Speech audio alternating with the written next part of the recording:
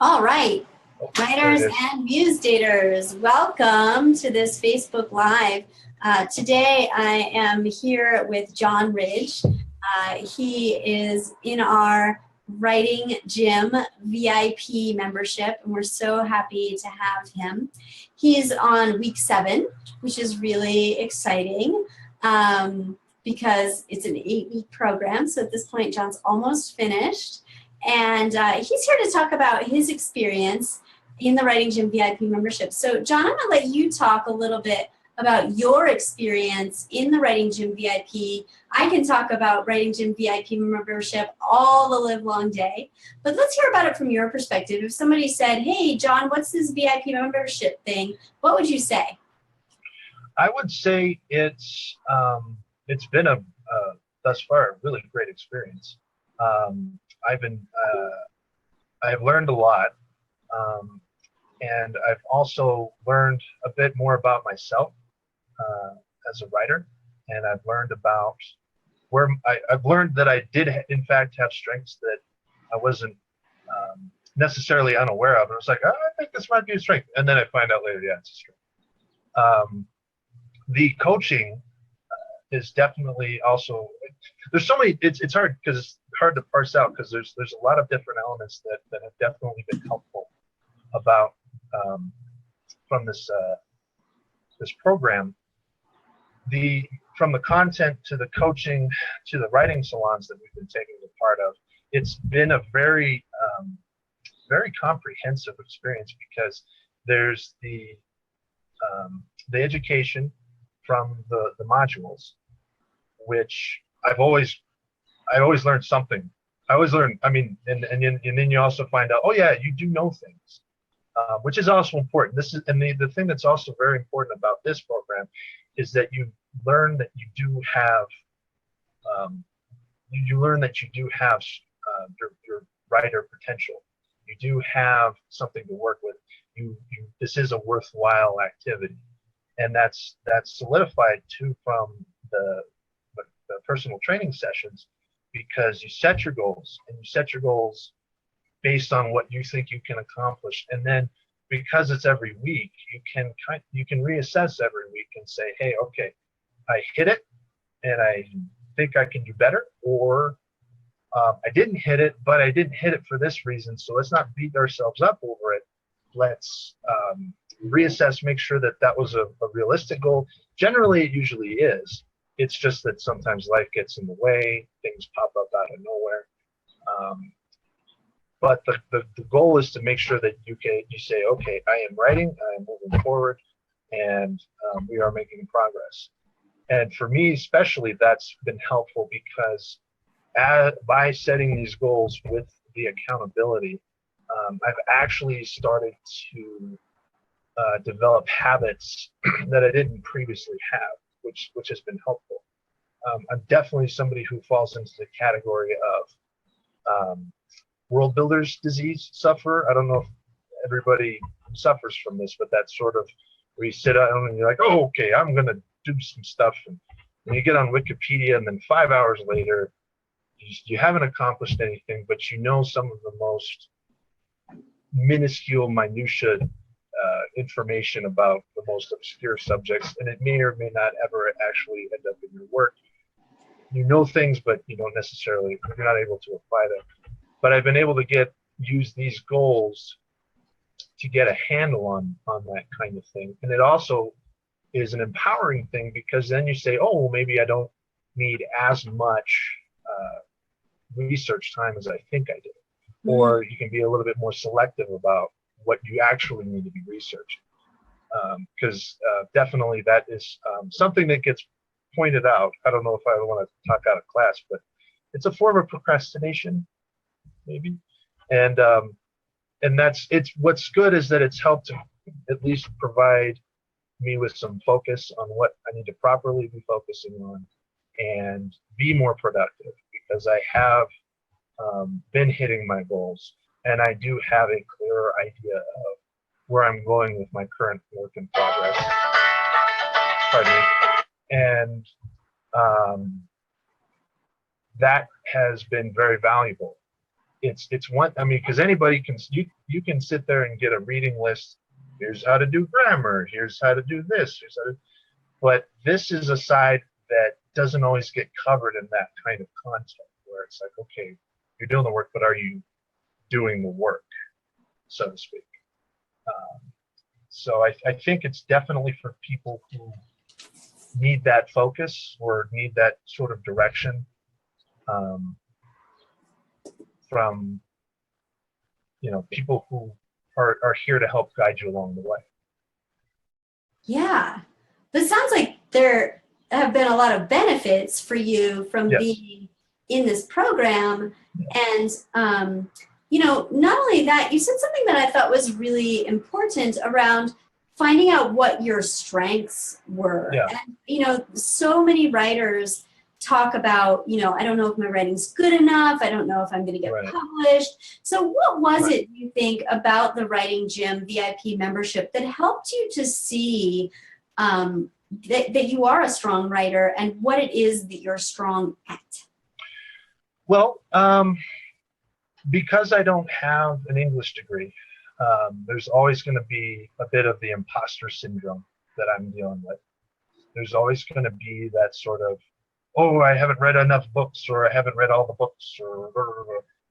But, and by learning what's being taught in the Writing Gym, I'm more confident that that's not going to be what holds me back. What's probably going to be holding me back is my own limiting beliefs.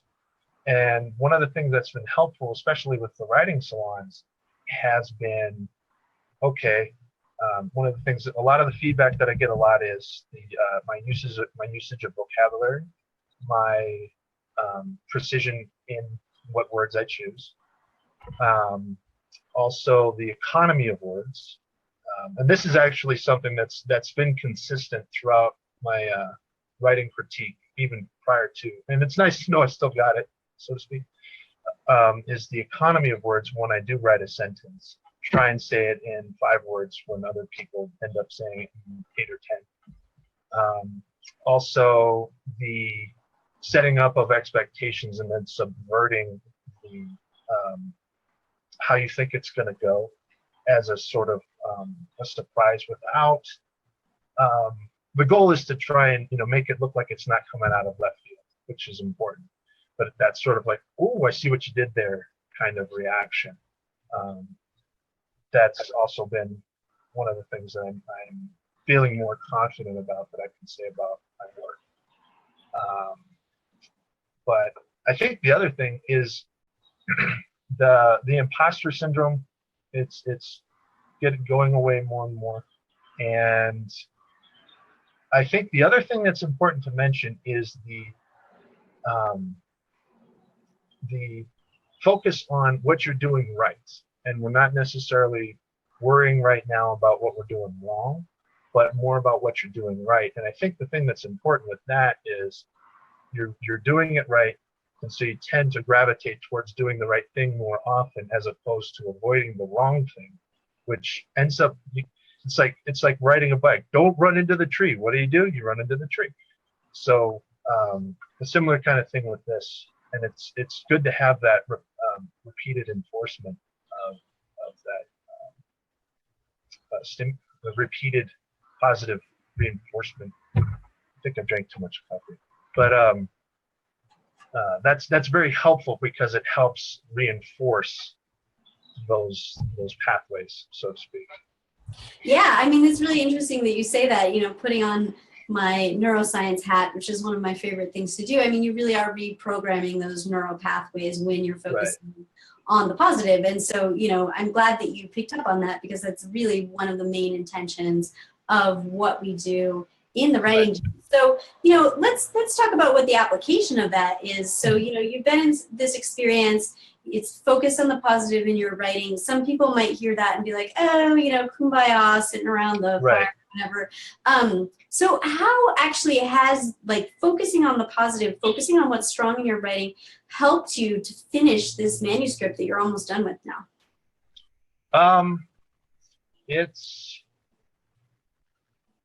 it helps get it done. The thing is like I've had some negative experiences in my writing journey, as it were, and while they were intended to be illuminating, they also can be very crippling too. And it touches on, I mean, it's one thing to have it all dialed in intellectually, but if emotionally you're still not quite on stable ground, it doesn't matter how dialed in you are intellectually, because if you can't emotionally bring yourself to the page, the work isn't going to get done. And I think that is also, it's interesting, because I used to have this sort of like, all right, even if it makes my fingers bleed or my face bleed or whatever, you know, it's like show up to the page and bleed all over the page. Or to a degree that is helpful, a helpful attitude, but there are also times when it's like you need something else besides that. You know, you need to be wanting to arrive at the page, and this definitely has helped me want to show up to the page. Because there is always going to be that inner critic. There's always going to be that inner heckler. But if you can at least show up and face those voices with a little bit different perspective than, oh, I got to show them, I think it's probably going to be a more sustainable approach, instead of, you know, working so hard. Oh, I got the thing out, and then it goes out, and then whatever happens, and depending on, you know, what even if it succeeds or fails, what's going to matter is your internal landscape when you come back to the page for whatever else you want to do with your writing. So it's definitely, I hear what you're saying about the kumbaya, and I'm trying so hard to make it not sound like kumbaya, because I don't feel like it's kumbaya. I feel like it's like, hey, let's still get some work done. So, and it definitely doesn't smack of the aphorisms you see on social media sometimes, where it's like a sunset, and it's like, just because you never saw the sunrise doesn't mean you don't know its beauty, because I don't know. Yeah, there's not, I haven't felt any of that kind of stuff. So yeah, it's been fun. Yeah, it sounds like it's like got the right balance of a supportive environment, but like, yeah, let's get down to business. Right. And I mean, it's for me, it's just been nice to come back to enjoying the act of writing, and like enjoying it, like doing it because you enjoy it, and not because you feel like you have to do it, which is important, I think. So. All right, so does it work? I mean, are you getting writing done? Does it work? Yeah.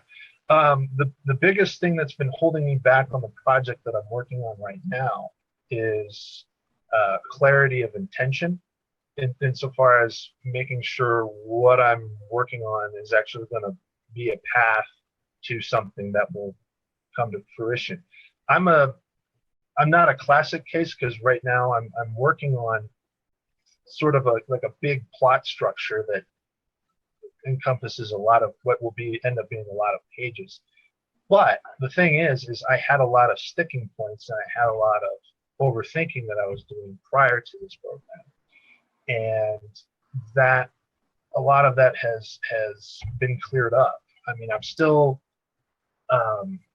there's still some uncertainty, there's still some work to be done, but the progress has been accelerated because I'm not spinning my wheels as much as I used to, which is very important, because it's the difference between, you know, getting it to where you want to be in a matter of a year, as opposed to however many it may end up, because you're still drawing diagrams on napkins for some reason, which you may or may not end up using. So let's say you're hanging out with a whole bunch of writers, and they're like, hey, John, like, I really want to write this novel. I'm kind of stuck. Do you know any resources? And you say, yeah, you know, you should try out this Writing Jun VIP, because. What would you say to those people? I would say, I think because at the very least, it can break you out of your normal routine, your normal thought, your normal self-talk.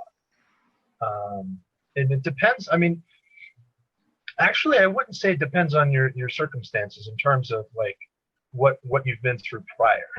Because I had you know, a writers group that I had worked with, and you know, it was great for a time, and you know, after a while, I wasn't quite getting out of it what I needed.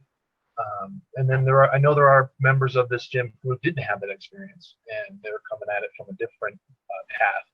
But I think it also brought them outside of that, whatever, you know, mental landscape that they had. And so it's good to do that, but it's also good to do that with some focus, with some structure, and with a goal to be productive by the end, or have,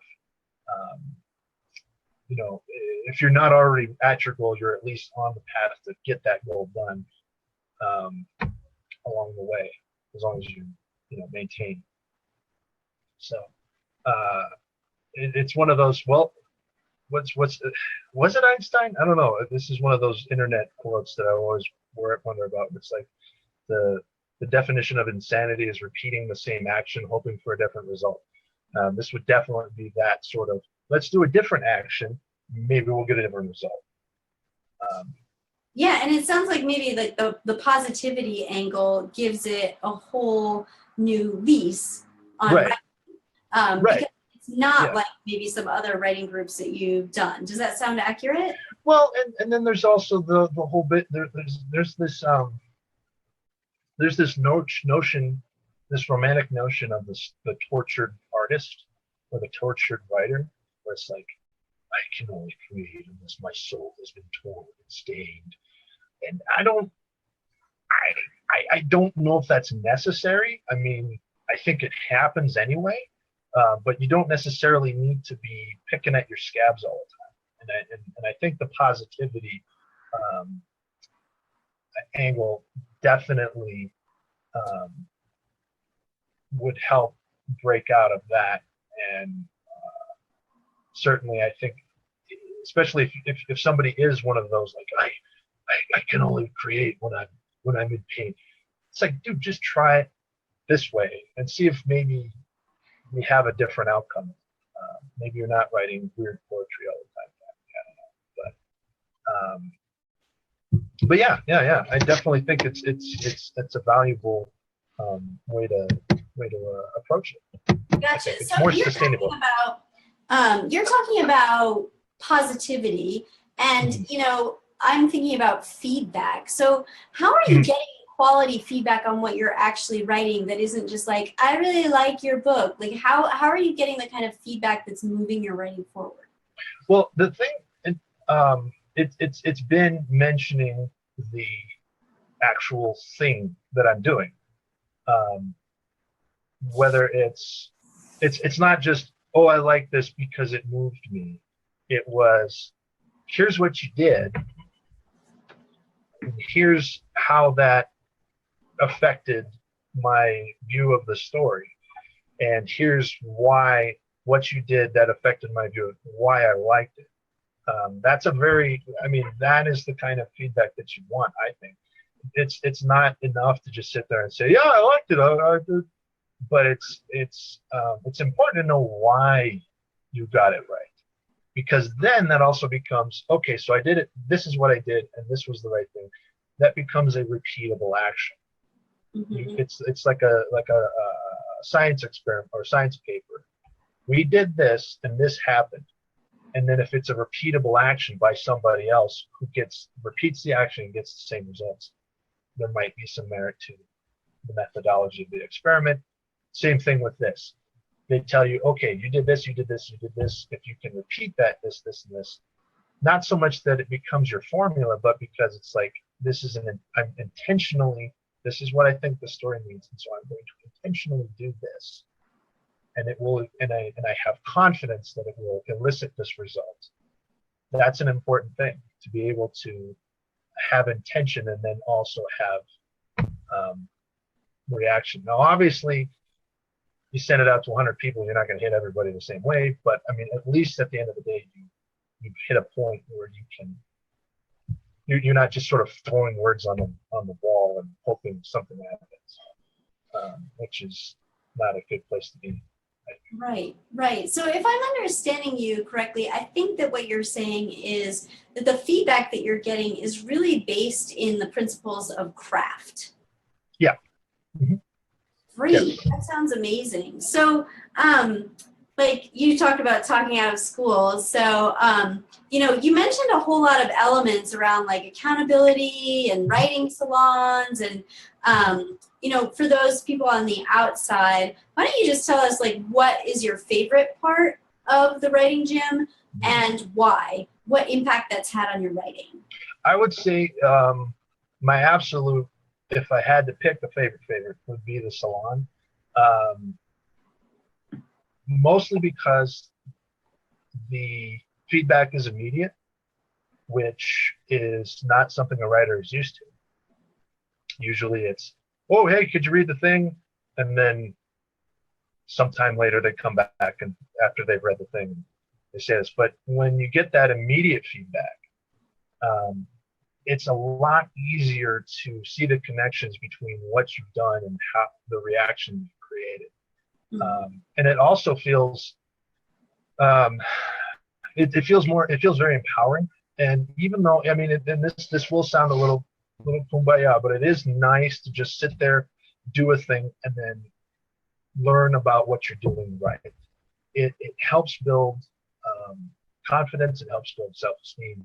It helps build your craft too, because then you can sit there and say, okay, well, this, and it also gives you an opportunity to see what other people are doing and what they're doing well, and see if you can learn from them as well, especially once it gets pointed out, or even if you notice what they're doing well and tell them what they're doing well, because then it also feels good to let them know how they're improving. It's a very I know I'm not as well versed in neuroscience, so I'm sure there's like a neurotransmitter pathway that, dopamine or something, that helps your brain function and come to the page a little bit better, because we're going through this experience. Yeah, and so you said earlier that this experience in the Writing Gym VIP, that you'd taken classes before, but that the Writing Gym VIP was a different experience.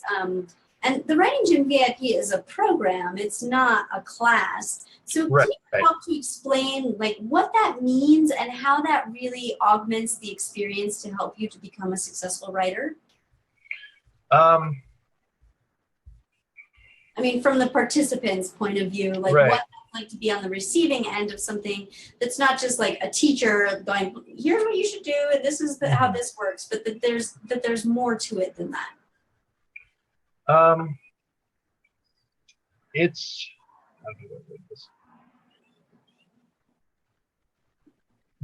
There's time you spend away, obviously, because you still have to, when you're setting the goals for the personal training, you have to do stuff. I think that's probably the key there. If you read a book or you attend a seminar that doesn't necessarily provide homework or something, it's a very passive kind of experience. Whereas with this, you're having to engage, you're having to be active. Like with the salons, you have to actively produce. And with the personal training, those goals are based on you actively having to produce. And so those are ample opportunities to apply what you've learned from the classes, which I think is, I think it's important, because it's kind of like, okay, you read the book, okay, well, when I get to it, I'll finish it. Whereas this one, it's like, okay, I said by this day I'm going to have this done. Okay, so it's sort of like a weird sort of like, it's homework, but it's not, but you did it to yourself, which is easier to deal with somehow, because then you're like, well, I can't get mad at anybody because I said I was gonna do this, so because I better do it. You know. So it sounds like overall you're enjoying your experience and Absolutely. that it's really working for you to help your writing and that you're having some fun while you're doing it along the way. It's boosting your confidence and getting that manuscript closer to publishable. So famous last words. What would you say to the people who are watching right now, who will watch this later? Writing Jun VIP. What are your last words? Oh, golly. Put you on the spot. Right?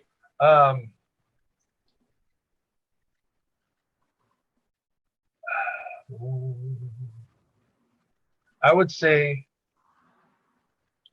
do you know what you're made of?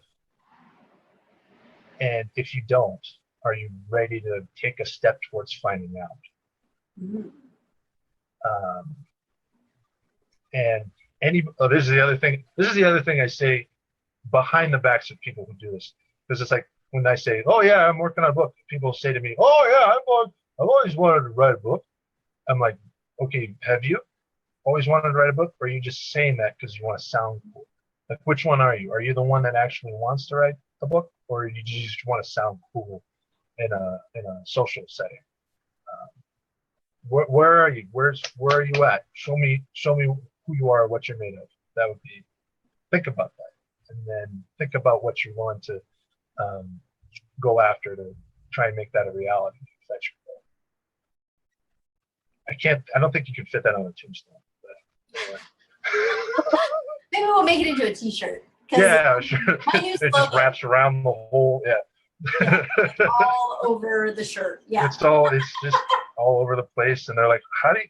And so you just walk around with people going, "What? How do you?" Anyway. It's been an absolute honor to work with you in the Writing Jun VIP, to watch you grow as a writer and expand and break out of that world builder's disease and actually get pages written. And thank you so much for your time and sharing your experience with the people here so that they can know firsthand, not just me like talking about the writing gym. So we really value you, and we can't wait. I can't wait to put your book on my shelf over there because I know it's going to happen. So thank you for your time. Well, thank you. Appreciate the time.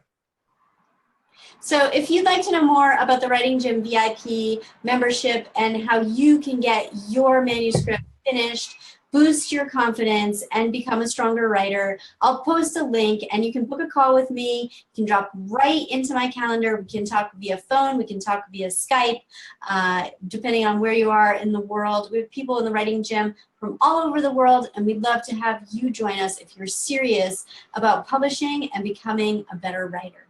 Thanks.